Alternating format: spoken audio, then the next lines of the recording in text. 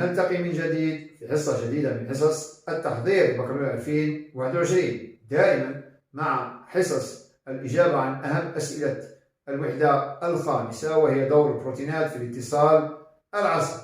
نتطرق اليوم إلى هذه المجموعة من الأسئلة. السؤال الأول: اشرح هذه العبارة. على مستوى المشابك يتم تحويل الظواهر الكهربائية إلى ظواهر كيميائية ثم إلى ظواهر كهربائية. إذا جينا على مستوى المشبك،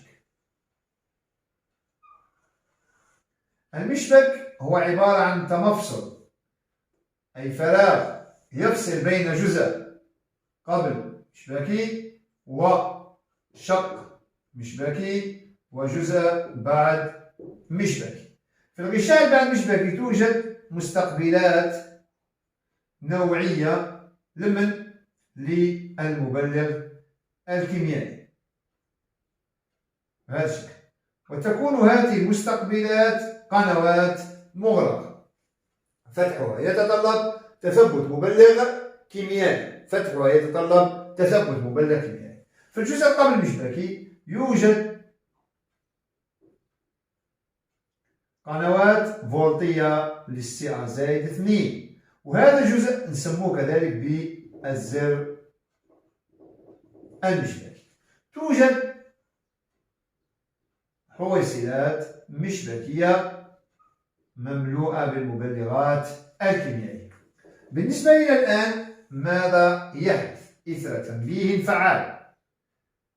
إثر تنبيه فعال لا بد من أن يكون تنبيه فعال لكي يصل أثره ومفعوله إلى منطقة الزر المشبكي أو الجزء قبل مشبكي. تنتقل السيارة العصبية بفتح قنوات فولتية للNA+ والK+.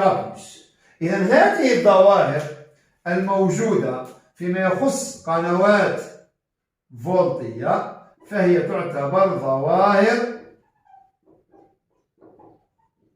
كهربائية. إذا يحدث تنبيه فعال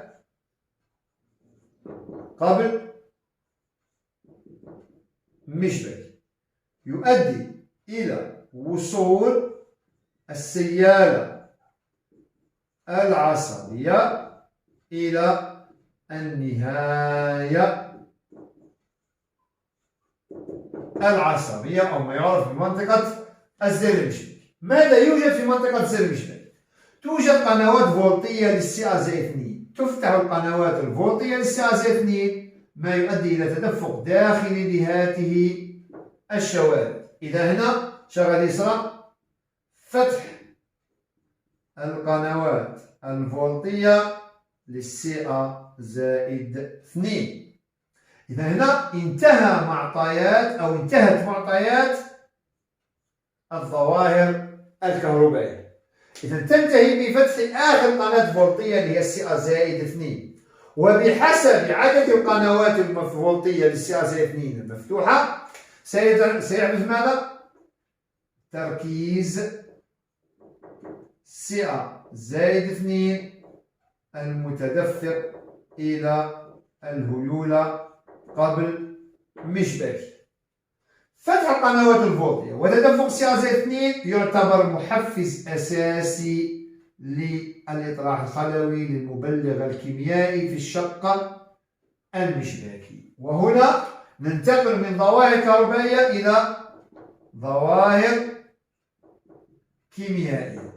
إذا بعد انتقال وانتهاء مفعول القنوات أو تأثير القنوات الفولتية، يجي الآن تأثير قنوات مبوبة كيميائيا بحسب تركيز المبلغ الكيميائي، وبالتالي ننتقل إلى ما يعرف بالظواهر الكهربائية. تركيز CA-2 هو متحكم في عدد الحويصلات المفرزة والمتدفقة إلى الهيولة أو إلى الشق المشبكي.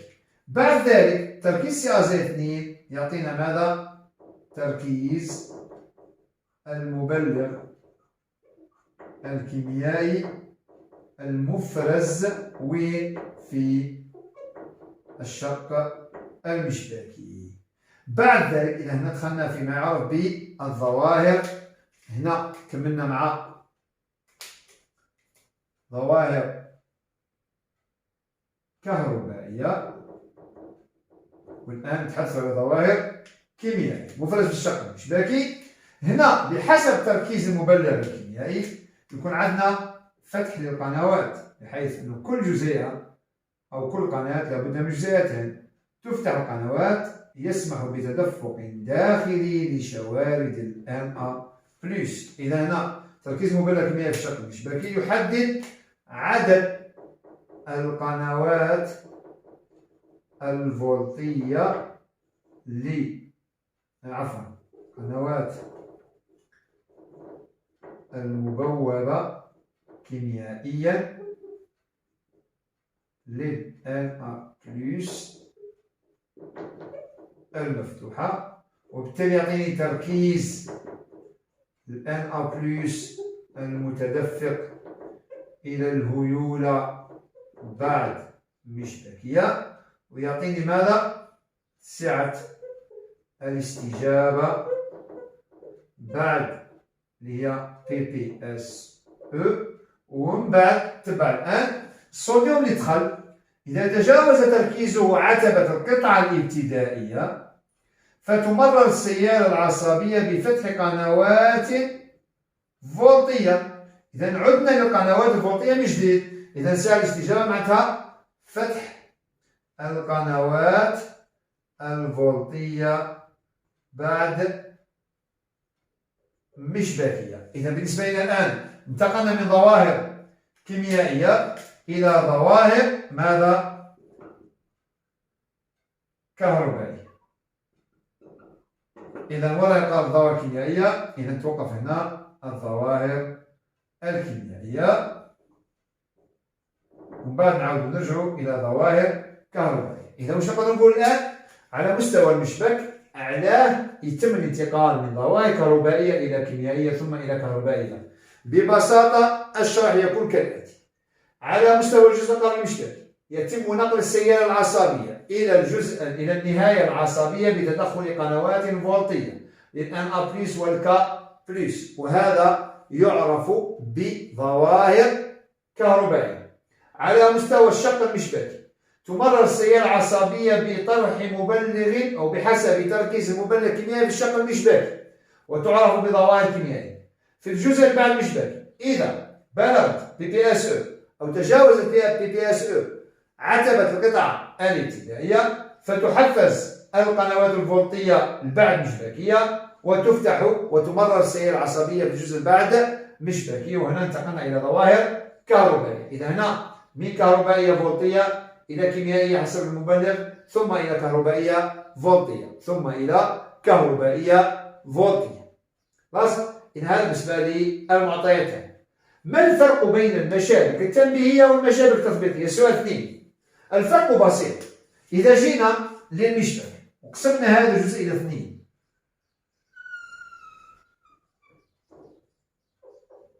وقلنا هذا SE وهذا SE، هذا تنبيه وهذا تثبيت. لاحظ معي واش غادي يصير. تمشي السيالة العصبية نفس الشيء، لازم لي كذلك تنبيه فاعل. تمشي السيالة العصبية بقنوات فولتية للNA+ والK+. آخر قناة فولتية هي CA-2، منها كذلك قناة فولتية CA-2. يدخل CA-2 إلى الهيولة قبل المشبكي، يحفز الإطراح الخلوي للمبلغ الكيميائي. لحد الآن أمور متشابهة. في الجزء المشبكي قبل المشبكي كل الأمور متشابهة. تنبيه فعال، قنوات فولتية، فتح قنوات فولتية CA-2 هي آخر قناة فولتية سواء في المشبك التنبيهي أو المشبك التثبيطي، ثم إطراح خلوي للمبلغ الكيميائي في الشق المشبكي. بعد ذلك هنا يبدأ الفرق. إذا هنا المبلغ الكيميائي واش غادي يصير؟ المبلغ الكيميائي يثبت على مستقبلاته الغشائية البعد مشبكية، تفتح القنوات الفولتية لحد الآن كيف متشابهين 100%. تتوقف الآن على نوع الشوارد اللي دخلت. خلاص؟ هنا في التنبيه تمرر شوارد الNA+، وفي التثبيط تمرر شوارد السي الموا، ما يؤدي إلى تسجيل في البي بي اس او قبل أو البعد مشبكي، أو في الأوسيلوسكوب بعد مشبكي تسجيل بي بي اس او، وهنا تسجيل بي بي اس اي، كمون غشائي بعد مشبكي تنبيهي، وهنا كمون غشائي بعد مشبكي تثبيطي، يكون بهذا الشكل ويكون بهذا الشكل. تسمية ما نسموش زوال استقطاب، وهنا ما نسموش فرط استقطاب، نسموه بي بي اس او وبي بي اس اي، بي بي اس او وبي بي اس اي. يفسر البي بي اس او بزوال الاستقطاب نتيجة تدفق داخلي لشوارد الأنابلس. يفسر البي بي اس اي بفرط الاستقطاب نتيجة تدفق داخلي لشوارد السي ال موا. إذا الفرق الوحيد بين المشبك التنبيهي والمشبك التثبيطي هو، أو الفرقان اثنان. الفرق الأول هو النوع المبلغ الكيميائي إذا كان تنبيهي أو تثبيطي. الفرق الثاني هو نوع الشوارد المتدفقة الهوية بعد المشبكية التنبيهية صوديوم، الشوارد المتدفقة الهوية بعد المشبكية التثبيطية كلور. إذا عندنا فرقان اثنان، معناه القبل المشبكي كل الأمور متشابهة، في البعد المشبكي يبدا الفرق. إذا ثبتوا فتحة قنوات الصوديوم فهو تنبيهي، إذا ثبتوا فتحة قنوات كلور فهو ماذا؟ تثبيطي. إذا هذه أنواع الفروقات أو الفروقات بين المشابك التنبيهية والمشابك التثبيطية. نجو الآن للسؤال رقم 3. السؤال الثالث واش فيه؟ أنواع الإدماج العصبي. بالنسبة للإدماج العصبي يتم على مستوى الخلايا العصبية أو العصبونات المحركة إذا السؤال 3. أنواع الإدماج العصبي. عندنا النوع الأول وعندنا النوع الثاني. الإدماج العصبي قلنا يتم على مستوى عصبونات محركة أو عصبونات جامعة موجودة في المادة الرمادية المركزية للنخاع الشوكي أو المحيطية في المخ. دور العصبون الجامع هو جمع المعلومات المتعددة والمتنوعة الواردة إليه وتحصيلها وإخراج معلومة واحدة. لماذا؟ لأن العصبون أو الخلية العصبية لها عدة زوائد شجيرية ومحور اسطواني واحد، بالتالي الزوائد الشجيرية دورها استقبال المعلومة، أي أن الزوائد الشجيرية تستقبل معلومات، المحور الاسطواني يخرج المعلومة الواحدة. على هذا الأساس يتم دمج المعلومات على مستوى الجسم الخلوي، هيول الجسم الخلوي قبل القطعة الابتدائية. إذا كانت المسجلة بي بي اس او المحصلة بي بي اس او تجاوزت عتبة القطعة الابتدائية فتمر السيال العصبي، إذا لم تتجاوز فلا تمر السيالة العصبي. أنواع الإدماج عندنا زوج، عندنا تجميع زمني وعندنا تجميع فضائي. التجميع الزمني ناتج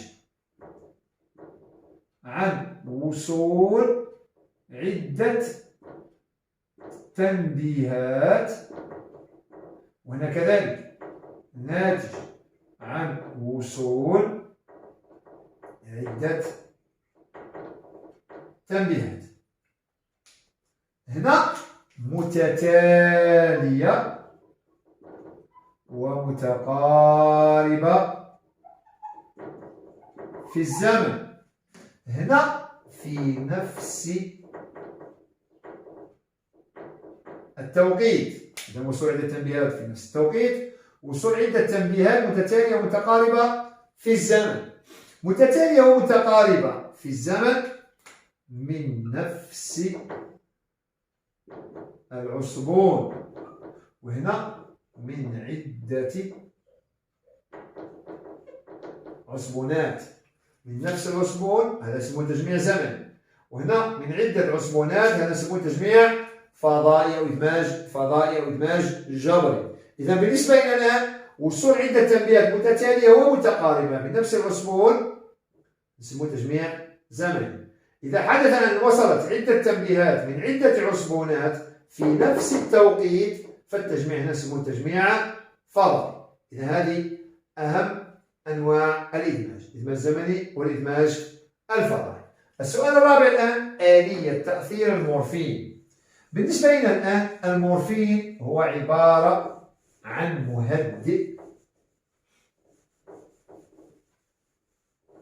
إذا لازم تقوا عليها أنه المورفين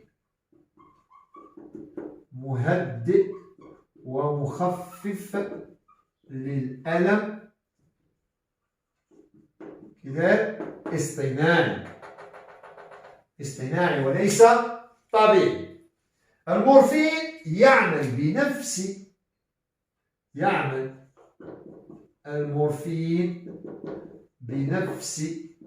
عمل وتأثير الانكفالي. كيف ذلك؟ إذا كان عندنا النهاية العصبية الحسية وعندنا العصبون المتجه نحو الدماغ، إذا هذا نحو الدماغ، وعندنا عصبونات أخرى واردة من الدماغ. عند إحداث تنبيه في هذا الجزء سنجد أنه كان مادة لا تفرز، هي مبلغ كيميائي، هي مادة بي. تثبت المادة بي على مستقبلاتها يسمح بفتح قنوات الان ابيوس، يعني يعتبر مبلغ كيميائي تنبيه. تمر السيالة العصبية نحو الدماغ، تحلل المعلومة، تفسر، تعاد على شكل سيالة عصبية تثبيطية. لماذا؟ أن يتم إفراز مادة الانكفالين تثبت على مستقبلاتها فتخفف من تركيز إفراز المادة بي وتخفيف الإحساس بالألم. المورفين ليس له نفس البنية مع الانكفالين، يختلف عن الانكفالين في البنية، ولكن يؤثر بنفس التأثير. لماذا؟ لأن المورفين يتثبت المورفين على مستقبلات الانكفالين ويمنع أو يقلل من إفراز المادة بما يمنع ويخفف من الإحساس بالألم. إذا هذه طريقة تأثير المورفين، يؤثر بنفس تأثير الانكفالين. معناتها عند تناول المورفين يجي المورفين في هذا المكان يثبت في مواقع تثبيت الانكفالين، هنا يزيد من نفاذية السي ال 1، يقلل من تركيز الصوديوم اللي يدخل عبر القنوات الفولتية، فبالتالي يصل التنبيه إلى القنوات الفولتية للسي ا زائد 2، يعتبر تنبيه غير مجدي لا يسمح بفتح القنوات الفولتية للسي ا زائد 2، وبالتالي عدم دخول السي ا زائد 2 يعيق عملية إطلاق الخلل المبلغ الكيميائي ويمنع تمرير السيالة العصبية والإحساس بالألم. إذا هذه آلية تأثير المورفين بنفس طريقة تأثير مادة الانكفالين، وهو التخفيف من حدة الألم بمنع إفراز المادة بي. نمر الآن للسؤال الأخير، حدد الفروقات بين PPSE وكمون العمل. ظاهريا PPSE بعض التمارين يعطون PPSE وكمون العمل بنفس الرسم، ولكن يوجد اختلاف على هذا الشيء. التلاميذ بزاف يغلطوا في الفروقات بين PPSE وكمون العمل، الفروقات بين PPSE وكمون العمل. إذا لاحظنا الآن سنجد ميل كمون العمل و PPSE. هنا الجهاز المستعمل هو ماذا؟ هو أوسيلوسكوب. هنا نفس الشيء، الجهاز المستعمل ماهوش باتشكناب وإنما الجهاز المستعمل هو أوسيلوسكوب. صح. هذا التسجيل اللي هو كمون العمل أين تم وضع الأوسيلوسكوب؟ وضع الأوسيلوسكوب في المحور الأسطواني. هنا وضع الأوسيلوسكوب في الغشاء بعد مشبكي. كذلك هنا القنوات المتدخلة على مستوى المحور الأسطواني، وش هي؟ القنوات الفولتية لل NA+ والK+. هنا القنوات المبوبة كيميائيا لل NA+. هنا واش غادي يصرى؟ تدفق داخلي للشوارد NA+ متبوع بتدفق خارجي للK+. هنا تدفق داخلي لل NA+. خلاص. إذا بالنسبة لنا الآن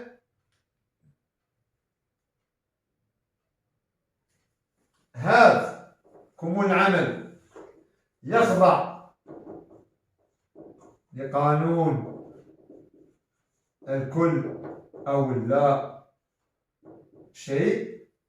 هنا تزيد، كنا شفناها سابقا، سعة PPSE بزيادة تركيز المبلغ الكيميائي في الشق المشبكي، معناتها قابل للزيادة.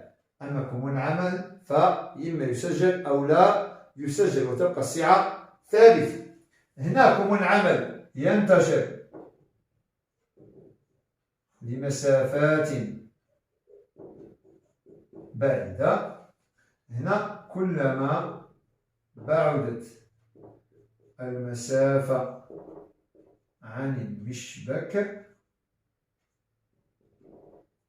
قلت سعة PPSE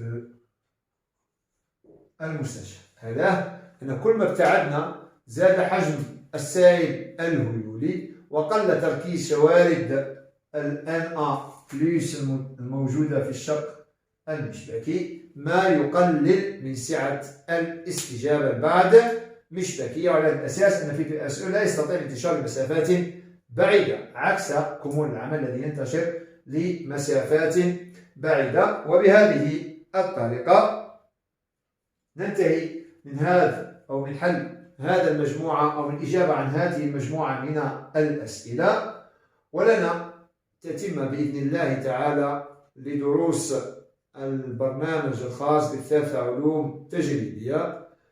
المجال الثاني وهو التحولات الطاقوية.